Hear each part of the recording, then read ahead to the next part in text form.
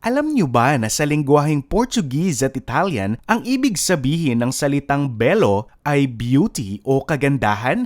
Ngayon, maging sa ating lengguwahe, synonymous na rin ang salitang bello sa pagiging maganda. Gusto mong magpaganda o magpapogi? Magpabelo ka! Uy, kuminis ka, ang ganda ng kutis mo. Uy, belo lang yan. And that is all because of the Dr. Vicky Bello, the beauty doctor of the stars. Si Dr. Vicky Bello lang naman na nag-aalaga sa kutis at sa beautiful and sexy figure ng marami sa paborito nating artista. Hindi lang yan, siya lang rin naman ang founder-president ng isa sa pinakamalaki, if not the biggest, medical aesthetics clinic in the Philippines, the Bello Medical Group. Kilala si Dr. Vicky Bello dahil sa kanyang expertise pagdating sa laser and liposuction procedures na siya ring nag-pioneer sa bansa. At dahil naman sa pagiging Doctor of the Stars niya, instant celebrity na rin si Doktora. Kaya naman bukod sa white lab or doctor's coat, kayang-kaya ding islay ni Doktora ang trendiest and luxurious fashion fits at favorite headline siya ng media. Pero ano nga ba ang buhay ng nag-iisang Dr. Vicky Bello paghubad ng kanyang doctor's coat at sa likod ng media? Dito nyo lang yan malalaman sa The Competitive Investor Channel. Si Dr. Vicky Bello o Maria Victoria Gonzalez Bello Co. sa tunay na buhay ay ipinanganak noong January 25, 1957 sa mag-asawang Agustin Concio at Conchita Gonzalez sa Cebu. Panglima si Vicky Bello sa 8 magkakapatid. Pero dahil nga sa dami ng anak ng mag-asawang Agustin at Conchita, ipinaampon si Dr. Vicky Bello pagkapanganak nito. Nakipagkasundo si Conchita sa kapatid nito na si Florencia na kapag babae ang naging anak nito ay aamponin ito ni Florencia. Hirap kasi sa pagkakaroon ng anak si Florencia at 8 taon na itong sumusubok magkaroon ng anak ngunit laging bigo. Kaya naman noong babae ang pinanganak ni Conchita, inampon ito ni Florencia. Dito na nga naging ganap na anak ni na Florencia Nena Bello at asawa nitong si Enrique Bello ang kilala nating Dr. Vicky Bello. Naging maganda ang buhay ni Vicky Bello sa piling ng kanyang adoptive parents. Daddy's girl ng kanyang daddy Enrique si Vicky Bello bilang only child ng mag-asawa. At kung tutuusin din, naging marangya ang buhay ni Vicky. Paano ba naman kasi ang kanyang daddy Enrique isa lang namang tanyag na abogado at politiko. Senior partner lang naman ni Attorney Enrique Bello si GMA Chairman Attorney Felipe Gozon sa Bijipal Law Firm. Si Enrique Bello rin ay nagsilbi bilang Vice Consul ng Pilipinas sa Thailand. Isa rin siya sa delegates ng 1971 Constitutional Convention at nagsilbi rin bilang representative ng Capiz sa Batasang Pambansa mula 1984 hanggang 1986. Maalwan man ang buhay na binigay ng kanyang adoptive parents, hindi pa rin naging tunay na komportable ang buhay ng batang Dr. Vicky Bello. Mula pagkabata kasi, biktima ng pambubuli ng mga kaibigan at kaklase si Vicky Bello habang nag-aaral sa Assumption College San Lorenzo. Isang matabang bata na puno ng tighiyawat kung ilarawan ni Dr. Vicky Bello ang kanyang batang sarili. Pangit at mataba kaya ipinamigay o ipinaampon ang madalas na panglalait sa kanya noon. Dahil dito, lumaking insecure si Dr. Vicky Bello. Sino nga naman ang mag-aakala na ang nagbo-boost ng physical confidence ng napakaraming tao ngayon ay insecure pala noon?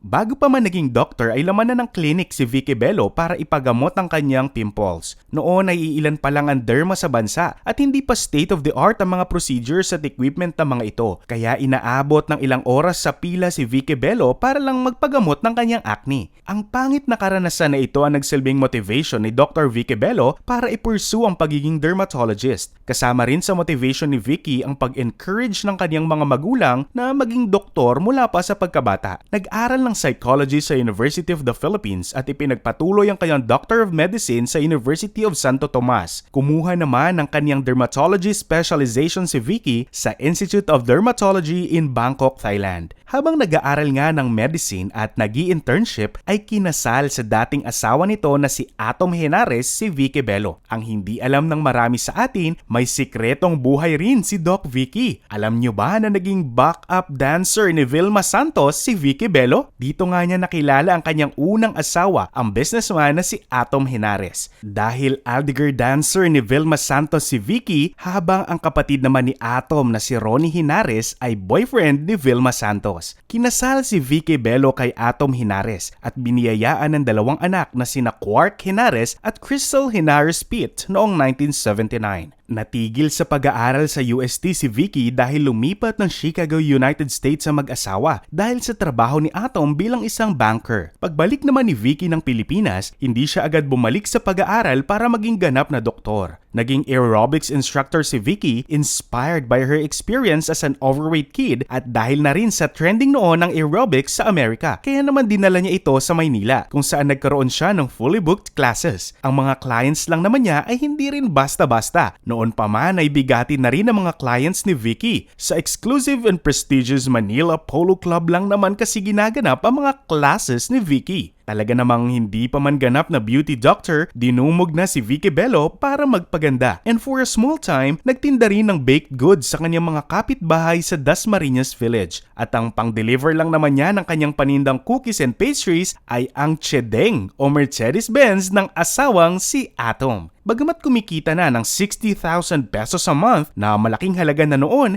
hindi pa rin nawala kay Vicky ang promise sa kanyang Daddy Enrique na siya ay maging doktor. Bumalik ito sa pag-aaral at ipinagpatuloy ang kanyang Doctor of Medicine sa UST. Pagka-graduate noong 1985, nag-practice ito ng medicine ng isang taon sa Makati Medical Center. Pagkatapos nito, lumipad na pa Thailand si Vicky para kumuha ng dermatology specialization sa Institute of Dermatology. Pagbalik ni Vicky Bello mula sa Thailand at bitbit ang kanyang diploma mula sa Institute of Dermatology, itinayo niya ang kauna-unahang branch ng Bello. Nag-umpisa sa maliit na 40 square meter space sa Medical Towers, Legazpi Street sa Makati si Vicky Bello. Regalo ng kaniyang mommy Nena at Daddy Enrique ang commercial space na ito habang nag-aaral pa sa Bangkok. Gusto daw kasi ng kanyang parents, pagbalik dito sa Pilipinas ay may clinic na siyang bubuksan. Marami na agad naging pasyente si Vicky, kaya naman sa pagdami ng kanyang mga pasyente ay mas pinadami o pinalawak din niya ang kanyang kaalaman at specialization bilang derma. Nag-train sa ibang bansa si Vicky. Nag-train siya ng cutaneous laser surgery at Harvard Medical School in Boston, Massachusetts noong 1993. Nag-aral din siya ng skin rejuvenation and laser surgery sa St. Francis Memorial Hospital of the University of California noong 1995 at Advanced Techniques in Phlebology at the Pauline Raymond Martambu Vein Institute in Texas. Siyempre, pinag-aralan ding maigi ni Doc Vicky ang liposuction kung saan din siya talagang nakilala. Kumuha siya ng intensive course in liposuction under Dr. Jeffrey Klein in San Juan Capistrano, California.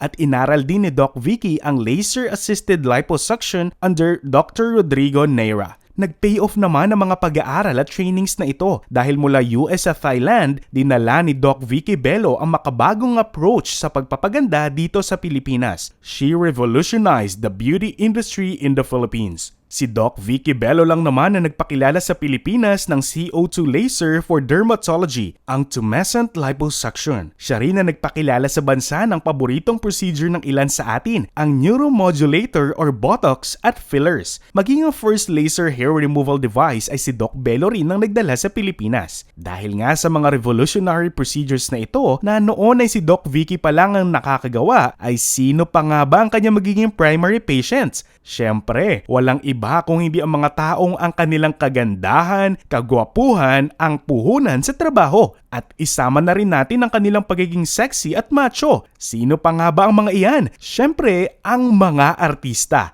At ang talagang nagbukas ng pinto ng showbiz kay Doc Vicky ay walang iba kung hindi si Asia's Songbird Regine Velasquez. Ayon nga kay Doc Vicky, ang Asia's Songbird ang masasabi niyang kanyang first Bello baby. Ayon sa kwento ni Doc Vicky at ni Regine, 18 years old pa lang noon si Regine at namumroblema siya sa kanyang back acne. Kaya naman lumapit siya kay Doc Vicky at mula noon, only Bello touches her skin. Mula rin noon, laging nababanggit ni Regine on screen si Doc Vicky. Kaya naman maraming artista na rin na nag-decide na only Bello touches their skin. Hindi nga nagtagal, dinaig pa ng red carpet ng isang movie premiere ang klinik ni Doc Vicky. Labas-masok ang mga bigating stars sa kanyang klinik. Ngayon, hindi na lang ang Asia Songbird ang inaalagaan ni Doc Vicky. Pati na rin ang mga skin ni na unkabogable star Vice Ganda, multimedia superstar Ann Curtis, sexy star and social media sensation Ivan Alawi, Andrea Brillantes at Liza Soberano. Maging ang facial aesthetics ng mga socialites ay si Doc Vicky na nag-aalaga. Kapwa Bello babies din sina socialite, entrepreneur and vlogger Small Laude and the Zobel mother and daughter duo Marie Chris Zobel and daughter Rocio Mercedes Zobel. Dahil celebrities and elites ang kanyang clients, hindi lang doctor's white coat ang kayang islay ni Doc Vicky. Dahil na rin sa celebrity status ni Doc Vicky as the doctor of the stars, talagang sikat na fashionista rin siya. Makikita sa kanyang TikTok and Instagram ang mga designer clothes,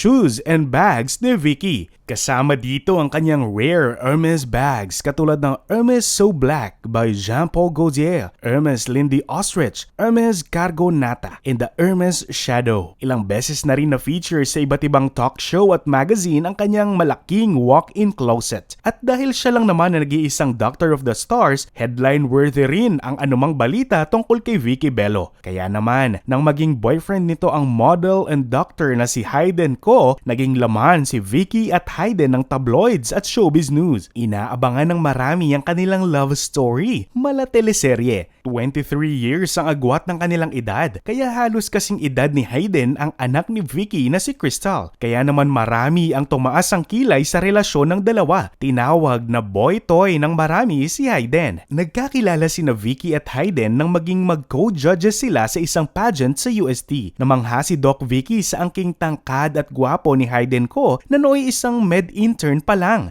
Noong una ay nireto ni Vicky sa kanyang anak na si Crystal si Hayden pero hindi type at may boyfriend na noon si Crystal. Kaya naman mas naging close si Vicky at Hayden. In fact, nag-intern pa nga sa clinic ni Doc Vicky si Hayden. Maging ang mga anak ni Vicky na sina Crystal at Quark ay hindi approve sa love life ng kanilang ina. Mas lalong naging mainit sa mata ng mga tao sina Hayden and Vicky nang lumabas sa internet ang sex scandal ni Hayden kasama ang iba't ibang babae kasama ng aktres na si Katrina Halili. Kinasuhan ni Katrina Halili si Hayden na umabot pa sa Senado. Dahil dito, nakipaghiwalay si Vicky kay Hayden. Ngunit nagulat ang lahat nang magbalikan ng dalawa matapos patawarin ni Vicky si Hayden. Ngayon, 18 years nang magkasama si Vicky at Hayden at 6 years na silang kasal. Mala teleserye pa rin na naging happy ending ng dalawa. Mala fairy tale kasi ang naging kasal nila Doc Vicky at Hayden sa Palais Garnier in Paris, France at 80 million pesos lang naman ang halaga ng buong lavish wedding celebration na ito. On top of it all, biniyayaan ng anak ang mag-asawa despite the advanced age of Vicky Bello. Ipinanganak ang unika iha ni Hayden at pangatlong anak ni Vicky na si Scarlett Snow Bello noong March 2015 sa US through in vitro fertilization or IVF and surrogate mother. Mala fairy tale na nga sana na may happy ending ang buhay ni Doc Vicky. Mula pagiging ampon, pagiging Doctor of the Stars at pagbuo ng pamilya kasama ang kanyang Prince Charming. Perfect na sana ang buhay ni Doc Vicky. Ngunit pagdating ng 2016, na-diagnose ito ng stage 3 breast cancer.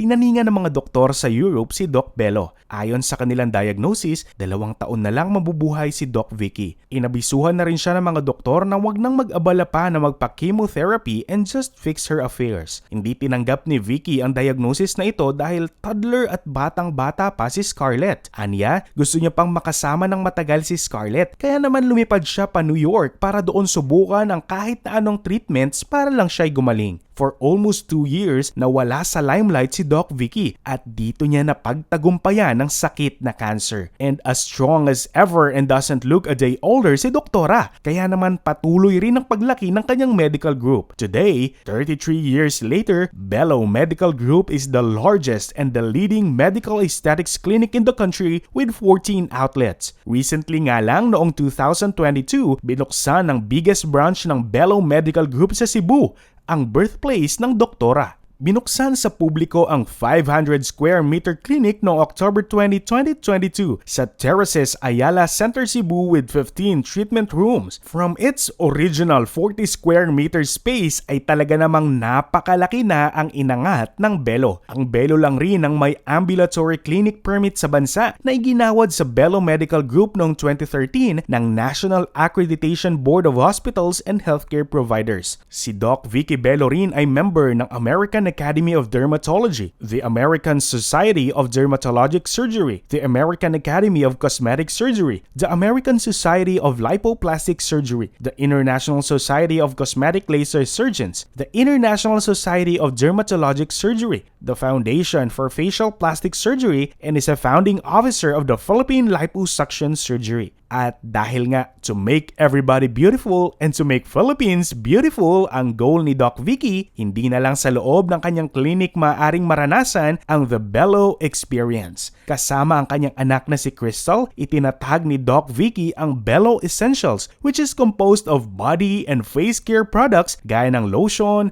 sabon, deo, and others. In this way, sabi ng doktora, mas accessible na para sa lahat ang alagang Belo. Another step closer to Vicky Belo's goal. Sa kabuuan ng kaniyang buhay, kitang-kita ang sipag, talino at pagmamahal ni Dr. Vicky Belo sa larangan ng facial and body aesthetics. Ginamit niya ang kanyang pangit na karanasan sa buhay para hindi na maranasan pa ito ng iba, para wala nang malait at makutsa dahil sa kanilang panlabas na anyo. Indeed, she is a doctor of beauty and beautiful inside and out. That is the beautiful secrets of the beauty doctor, Doc Vicky Belo. And that is a careful reminder to us that beauty from within, our character is as important as our physical appearance. Hindi na bebelo ang pag-uugali, ika nga. Once again, this is the Competitive Investor Channel.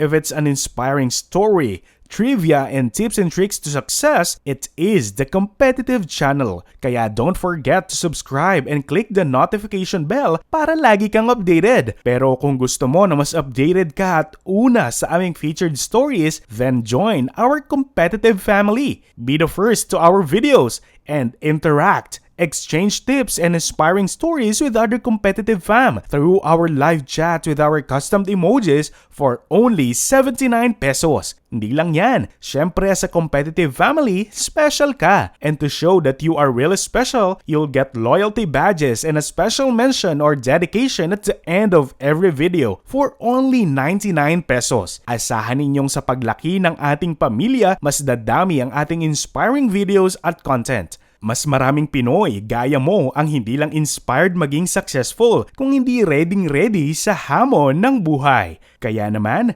let's help us grow our family and spread the word about the Competitive Investor Channel. Until our next featured story.